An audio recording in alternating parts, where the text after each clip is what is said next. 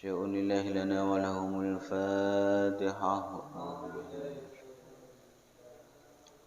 رب العالمين الرحمن الرحيم مالك يوم الدين إياك نعبد وإياك نستعين اهدنا الصراط المستقيم صراط الذين أنعمت عليهم غير المغضوب عليهم ولا الضالين.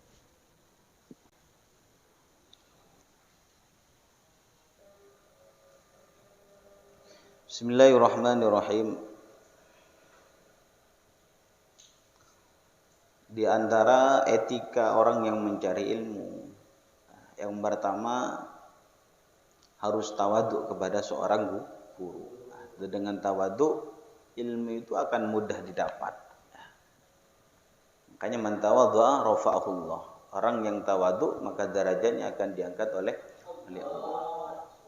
Jadi tawadhu itu sangat penting dan juga akan memudahkan bagi orang yang mencari ilmu untuk mendapatkan ilmu yang manfaat. Tawadhu tidak merasa dirinya lebih tinggi daripada orang lain.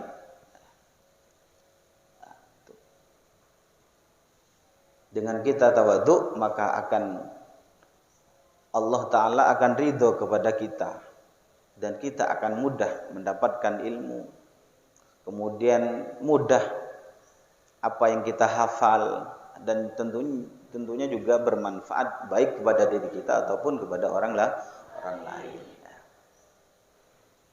Jadi tawadhu kepada guru itu sangat penting.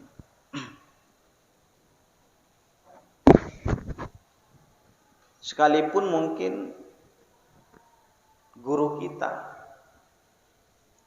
itu lebih rendah umurnya, lebih kecil umurnya daripada kita misalnya, tetap kita itu harus memuliakan. Jangan memandang dia itu lebih kecil umurnya, tapi pandanglah bahwa dia itu lebih alim daripada kita.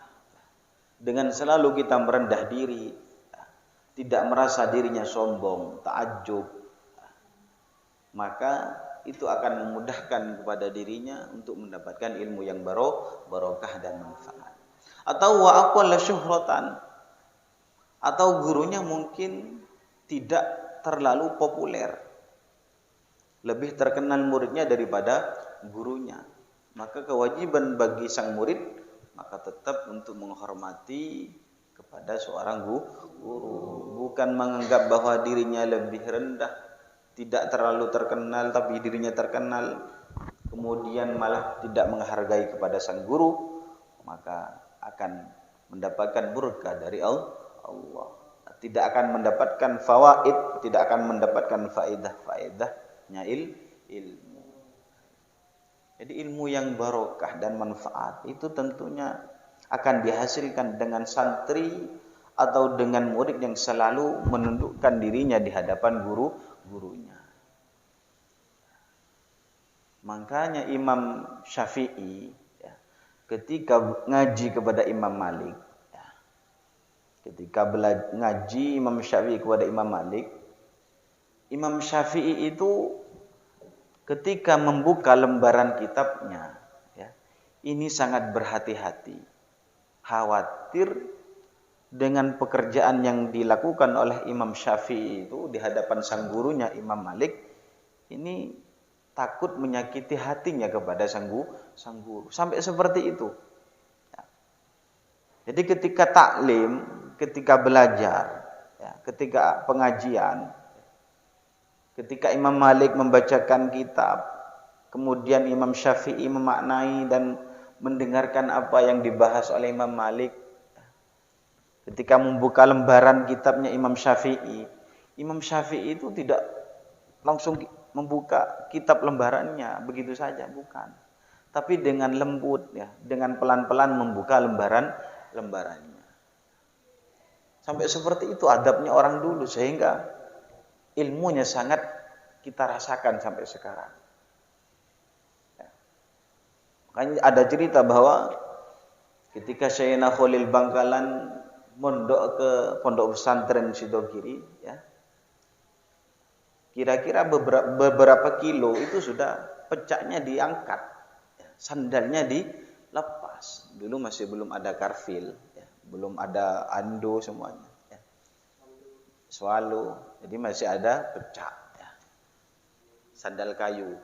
Jadi Syekhona Khalil Bangkalan ketika nyantri, ya, ketika ngaji, ya, belum nyampe ke surau, belum nyampe ke tempat pengajian, pecaknya atau sandalnya sudah diangkat, dilepas pecak itu, kemudian dibawa dengan tangannya. Apa ketika ditanyakan? Khawatir guru saya mendengar. Lah itu. Sampai seperti itu adabnya santri dulu, sehingga barokahnya ilmu, sangat barokah manfaat. Itu pecaknya diangkat, padahal secara akal kita tidak mungkin, ya. 1 kilo kemudian pecak kita akan terdengar, ya, tidak mungkin. Secara akal tidak mungkin. Tapi namanya adab seorang murid kepada guru harus seperti itu. Bukan malah seenaknya berjalan di depan gurunya kerasa. Ya. Sandalnya tidak dilepas, apalagi jalannya ya kerasa. Ya, ini adab. Ya. Makanya ketika berada di hadapan guru, ya, itu lebih mengutamakan adab kita. Nah. Maka para ulama mengatakan jangan terlalu banyak bertutur kata di hadapan guru. Ya. Jangan terlalu banyak kita bicara di hadapan guru. Ya. Karena khawatir menyinggung hatinya seorang guru. Nah, jadi ini pentingnya adab kita kepada seorang guru. Jadi Imam Syafi'i ketika ngaji kepada Imam Malik hanya membuka lembarannya. Lembaran kitabnya ini hati-hati beliau itu. Khawatir gurunya tidak ridho terhadap apa yang dilakukan oleh Imam Syafi'i.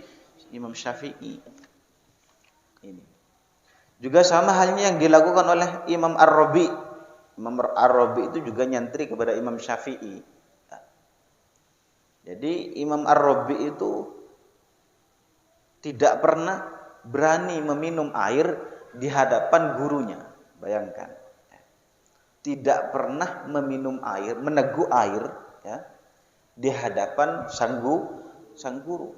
Jadi Imam Ar-Rabi itu termasuk santrinya Imam Syafi'i, dan beliau itu tidak pernah meminum air di hadapan seorang guru. Beliau mengatakan majtara'tu an asyrubal ma'. Saya tidak pernah selama nyantri kepada Imam Syafi'i tidak pernah meneguk air di hadapan sang guru. Karena apa kata beliau? Haibatan lahu, karena takut. Karena takut kepada sang guru. Ini adabnya santri kepada gurunya. Bayangkan, tawadunya ulama dulu sangat luar biasa. Sehingga melahirkan generasi-generasi yang baik, ya. Itu. Karena memang ilmu itu akan didapat dengan cara kita tawadu. Jadi jangan tampakkan kita, misalnya kita sudah alim, ya, sudah pintar baca kitab, ya, sak kulit-kulitnya sudah bisa baca. Kemudian kita pulang malah kita meremehkan kepada guru-guru yang pernah mengajari kepada kita. Makanya ada yang mengatakan jangan sampai kita itu mengatakan dia itu pernah ngajar saya.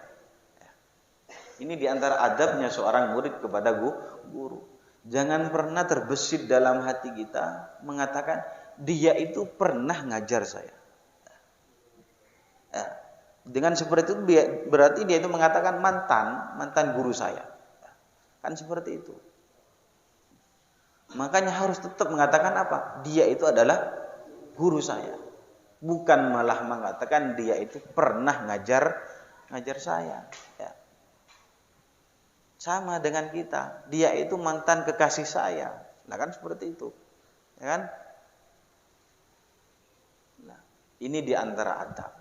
Nah, makanya hati-hati ketika kita itu berdekatan dengan guru. Hati-hati.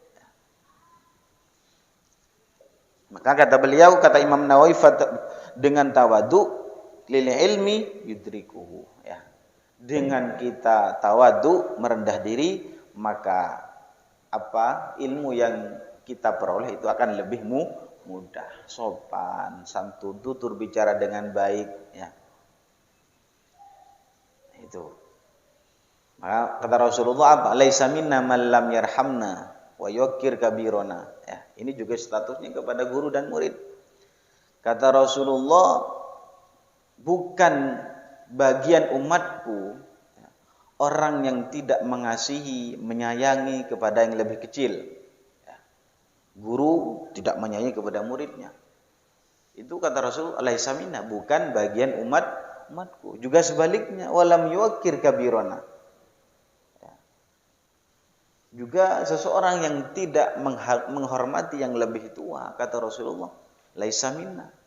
Seseorang yang tidak menghormati orang yang lebih tua, baik ilmunya, lebih tua umurnya, ya, lebih tinggi nasabnya, ya, tetap kita itu harus memuliakan. Kata Rasulullah, laisa minna man lam yarham shaghirana wa lam yuqir kabirana. Tidak dianggap umatku, kata Rasul, orang yang tidak menyayangi kepada yang lebih kecil. Yang besar harus mengayomi kepada yang lebih kecil. Menyayangi. Seperti halnya Rasulullah selalu mendidik para sahabat. Juga sebaliknya sahabat selalu menghormati kepada Rasulullah. Karena orang yang tidak menghormati yang lebih tua, laisa minna, kata Rasulullah. Tidak dianggap umatnya Rasulullah. Itu adalah pentingnya kita tawadhu kepada guru kita. Maka sesuai dengan yang disampaikan oleh para ulama, al-ilmu harbun lil fadl ma'muta'ali kasailil harbun lil makanil ali. Bahwa ilmu itu termasuk musuh bagi seorang pemuda. Ya. Jadi ilmu akan menjadi musuhnya orang yang pemuda, tapi pemuda yang sombong. Apa maksudnya? Bahwa ilmu itu tidak akan bisa digapai, tidak akan bisa didapat oleh pemuda yang merasa dirinya sombong. Ilmu itu akan lari. Ya. Kemudian seperti apa? Kasaili harbun lil makanin ali. Seperti halnya ombak atau banjir yang tidak bisa menggapai tempat-tempat yang tinggi. Itu adalah ilmu. Jadi jangan sampai mungkin kita menjadi keturunan kiai misalnya, kemudian kita otomatis jadi kiai, jadi ustadz, tidak mungkin. Ya. Jadi ilmu itu ya labin nasab, bukan sebab nasab. Ilmu itu dengan apa? Ya bita'alum, dengan ngaji. Ya. Jadi bukan ketika orang tuanya jadi kiai, jadi ustadz, kemudian keustatannya dan kekiaiannya diturunkan, tidak mungkin. Ya. Contohnya Nabi Nuh mempunyai putra yang namanya Kan'an. Tapi Kan'an hanya mewarisi nasabnya, tapi tidak mewarisi ilmunya. Ini merupakan bukti bahwa ilmu itu tidak bisa didapat hanya dengan nasab. Nasabnya keturunan kiai, keturunan syekh misalnya. Kemudian otomatis jadi syekh, otomatis jadi wali, ya. Itu tidak akan menjamin, ya. Harus dengan mujahadah, dengan tirakat, dengan riyadhah, ya. Dengan ngaji. Nah, itu akan menjadikan orang itu menjadi mulia, bukan sebab nasab. Jadi Kan'an itu kata Allah ya laisa min ahlih, kata Allah. Bahwa Kan'an itu bukan putramu. Mengatakan kepada Nabi Nuh. Innahu amalun ghairu shalih. Bahwa Kan'an itu tidak berperilaku yang baik, tidak beretika yang baik. Ya, itu. Ini adalah bentuk atau bukti bahwa ilmu itu tidak akan bisa didapat dengan nasab. Ya. Juga sebaliknya, ya. Meskipun kita itu keturunan orang biasa, kemudian kita di pesantren mujahadahnya tinggi, cakang, mutola'ah, ya, selalu musyawarah aktif lah. Ini akan berpotensi menjadi kiai, berpotensi menjadi ustadz, setidaknya berpotensi menjadi orang baik ya. Jadi menjadi kiai dan ustadz itu bukan satu gelar ya. Bukan suatu keinginan saya harus jadi ini, tidak seperti itu. Kita juga belajar tentang tasawuf, ya, kita diajari dengan menata niat kita.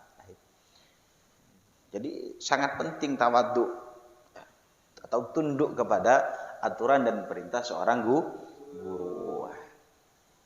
Ini bahwa ilmu itu merupakan musuhnya orang yang selalu menyombongkan dirinya. Selagi dia nyantri sombong, maka ilmu tidak akan bisa didapat.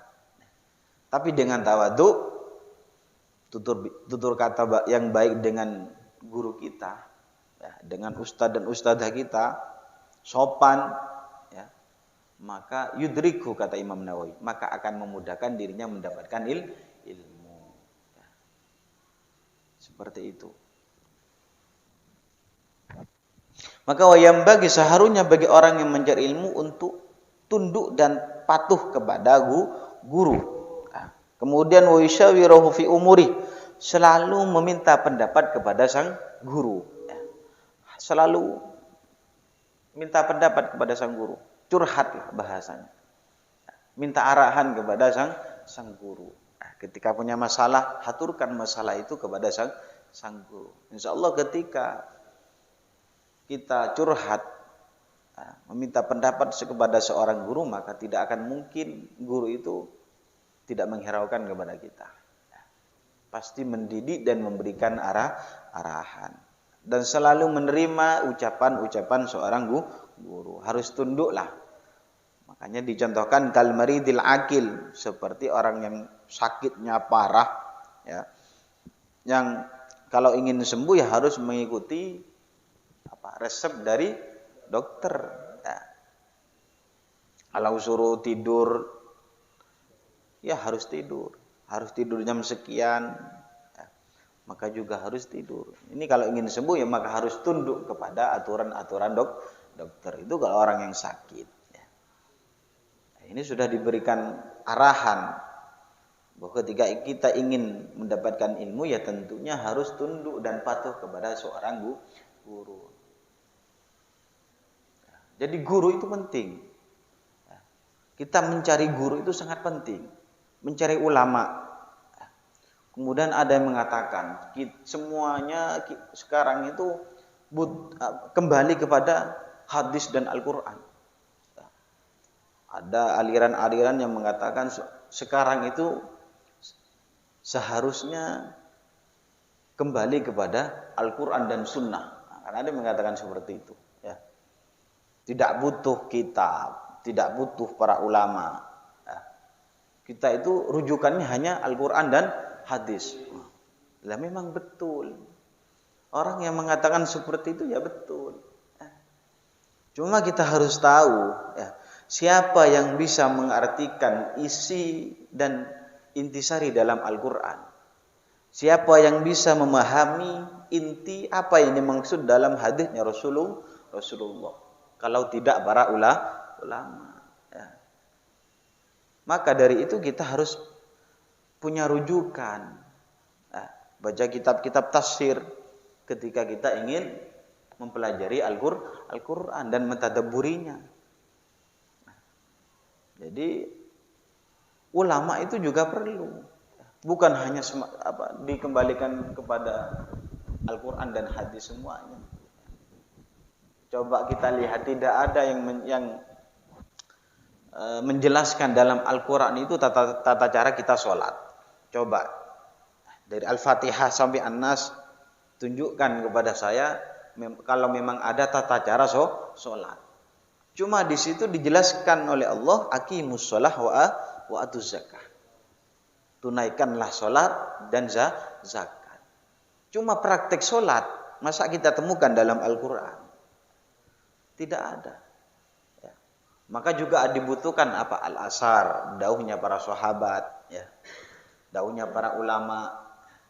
Di bawahnya lagi kitab-kitab, ya. Jadi penting, ya. Mencari guru itu penting. Bukan semuanya akan dikembalikan kepada sunnah dan Al-Quran. Siapa yang bisa memahami sangat luas dengan Al-Quran? Siapa? Ya. Tidak akan bisa mungkin. Ya. Makanya ada yang mengatakan apa? Laulal murabbi ma araftu rabbi. Ya. Laulal murabbi ma araftu rabbi. Andaikan tidak ada guru, tentunya saya tidak akan bisa mengetahui Allah. Laulal ulama ma'araftul anbiya. Andaikan tidak ada ulama, tentunya saya tidak akan bisa mengetahui para nabi. Nah, itu. Jadi penting. Kalau semuanya dikembalikan kepada Al-Quran dan Sunnah, akal kita tidak akan bisa sampai, ya kan? Akal kita tidak akan bisa sampai karena Al-Quran itu penuh dengan bahasa-bahasa yang indah, balaghahnya tinggi. Praktik zakat dan sholat pun tidak ada dalam Al-Quran. Tidak ada praktek sholat, ya. Tidak ada takbir, ya, kemudian sujud, kemudian ruku. Tidak ada penjelasan seperti itu dalam Al-Quran. Jadi penting kita itu ada rujukan. Maka dibutuhkan ada kitab, ya, rujukan-rujukan tafsir, hadis, ya, dan dauhnya para ulama, dauhnya para sahabat. Nah, itu penting. Ya. Jadi laulal murabbi ma araftu rabbi, andaikan tidak ada guru, maka tentunya kita tidak akan bisa mengetahui Allah. Laulal ulama ma araftul anbiya, andaikan tidak ada para ulama, tentunya kita tidak akan mengetahui para nabi, ya. Karena al ulama warasatul anbiya. Itu. Jadi penting kita mencari guru, itu penting. Ya. Makanya banyak cerita, ya, ceritanya Nabi Musa mencari guru Nabi Khidir, ya. Memang penting mencari seorang guru, dan tetap yang diutamakan adalah tawadu, ya, dan tunduk patuh kepada sang guru. Dengan seperti itu kata Imam Nawawi, yudrikuhu, ya, akan mudah mendapatkan ilmu, ya, santun, ya, ketika bicara. Tidak banyak bicara ketika di hadapan gurunya. Melangkah dengan baik, sopan di hadapan gurunya. Masa di hadapan gurunya kerasak-kerasak. Diangkatlah kaki itu, cetak empon, ya. Ya. Diangkat itu termasuk tunduk, ya, patuh. Ya. Makanya Syekhona Khalil Bangkalan sampai begitu tinggi derajatnya di sisi Allah, ya, barokahnya takdim kepada seorang guru. Ya, mudah-mudahan kita bisa mendapatkan barokahnya seorang guru dan dimudahkan mendapatkan ilmu yang barokah dan manfaat. Al-hadiniyah. Al-Fatihah. A'udzubillahi minasyaitonir rajim. Bismillahirrahmanirrahim. Alhamdulillahi rabbil alamin. Arrahmanir rahim. Maliki yaumiddin. Iyyaka na'budu wa iyyaka nasta'in. Ihdinas siratal mustaqim. Shiratal ladzina an'amta 'alaihim ghairil maghdubi 'alaihim. Bismillahirrahmanirrahim. Rabbana anfa'na لمدنا ربي علمنا الذي ينفعنا ربي فقنا وفق أهلنا وقراباتي لنا في ديننا ربنا انفعنا بما علمتنا ربي علمنا Rabbi faqihna wa faqih ahlana wa qarabatina di dinina Rabbana anfa'na bima 'allamtana Rabbi 'allimna alladhi yanfa'una Rabbi faqihna